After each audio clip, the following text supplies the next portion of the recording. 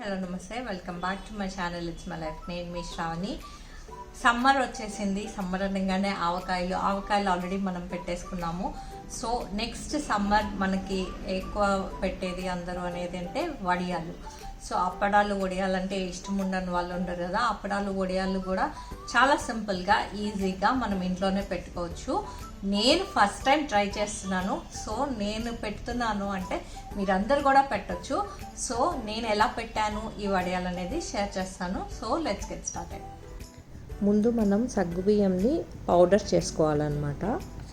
So నేను ఇక్కడ mixie జార్లో 2 కప్స్ సగ్గుబియ్యం తీసుకొని పౌడర్ చేసుకుంటున్నాను.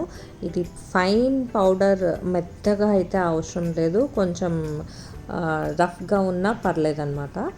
సో 1 కప్ సగ్గుబియ్యంకి 2 కప్స్ వాటర్ వేసుకోవాలి ఇలా నానబెట్టేదానికి. సో నేను 2 కప్స్ సగ్గుబియ్యం తీసుకున్నా కాబట్టి 4 కప్స్ వాటర్ వేసి కలిపేసి, అంటే ఈ వాటర్లో ఈ సగ్గుబియ్యం చక్కగా మిక్స్ చేసేసి పక్కన పెట్టేసుకోవాలన్నమాట. సగ్గుబియ్యం ఇలా పౌడర్ చేసి పెడితే బాగా ఉడుకుతుంది అనమాట. సో ఇంకొక పెద్ద వెజల్ తీసుకొని మనము 1 కప్ సగ్గుబియ్యంకి 6 కప్స్, సో 2 కప్స్ కాబట్టి 12 కప్స్ వాటర్ వేసి మరిగించాను అనమాట. ఇప్పుడు అందులో సాల్ట్ మన కొంచెం రెగ్యులర్ కంటే కొంచెం తక్కువ వేసుకోవాలి. అలాగే సాల్ట్తో పాటు జీలకర్ర, డైజెషన్కి మంచిది కాబట్టి జీలకర్ర కూడా వేస్తారనమాట. నెక్స్ట్ ఒక 6 పచ్చిమిర్చిని కచ్చపచ్చాగా మనము గ్రైండ్ చేసుకొని ఇందులో వేసి మిక్స్ చేసుకోవాలన్నమాట.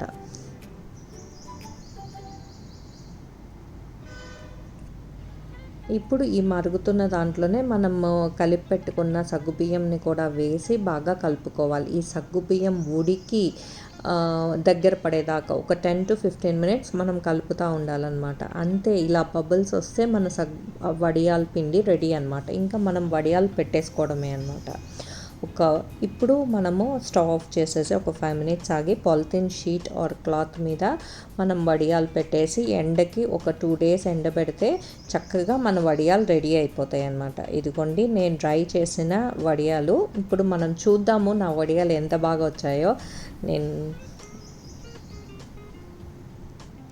నూనె కాకుండా ఆత్రంగా వేసేసరికి అవి ఇంకా ఫ్రై అవ్వలేదు, బట్ అవుతాయి, చూద్దాము.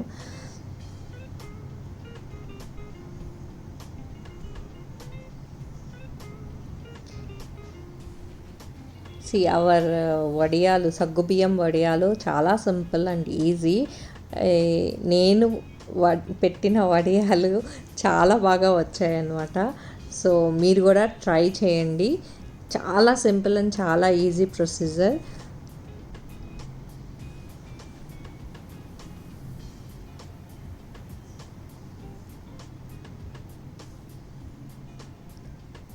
ఇప్పుడు అసలు ఈ వడియాలు ఎంత టేస్టీగా ఉన్నాయి, ఎలా వచ్చాయి అనేది మనం చెక్ చేద్దాము. వేయించాము, బట్ ఎలా చూడాలి కదా. సో చాలా క్రిస్పీగా చాలా బాగున్నాయి. చూడండి, చాలా ఫైన్గా బాగున్నాయి. టేస్ట్ కూడా చాలా చాలా బాగుంది.